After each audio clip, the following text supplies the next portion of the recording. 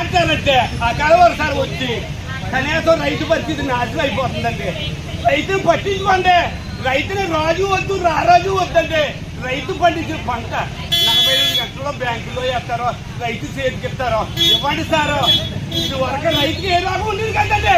ఇప్పుడు ప్రతి రైతుకి 45 సంవత్సరాలతో రోగం వచ్చేస్తుందండి. ఎందుకు వస్తుందంటారో చెప్పనా? బాధ ధాన్యాలు అమ్మడం ఒక బాధ అండి. అకాల వర్షాలు వచ్చేటువంటి నాశనం అయిపోవటమండి.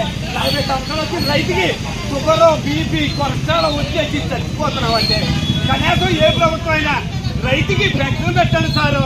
45 సంవత్సరాలతో కనీసం ఆయనకి డబ్బుతో బిల్లైనా మీకు సారు. తర్వాత 45 గంటల డబ్బు ఇస్తారు. మా పరిస్థితులు బాగోలేదు sir.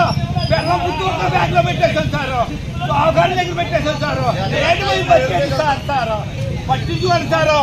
Modi sir, Chandrababu Naidu sir, Pawan Kalyan sir, ఏ ప్రభుత్వం అయినా రైతులు పట్టించుకోండి సార్, పట్టించుకోండి సారు. లేకపోతే మీకు కాపాడలేదు సారు. పురుగుల మందు దాగి సత్తాం సారు. మీరే రైతులు చంపుతున్నారు సారు, చంపుతున్నారు మమ్మల్ని. రాజు వద్దు రారాజు వద్దు సారు.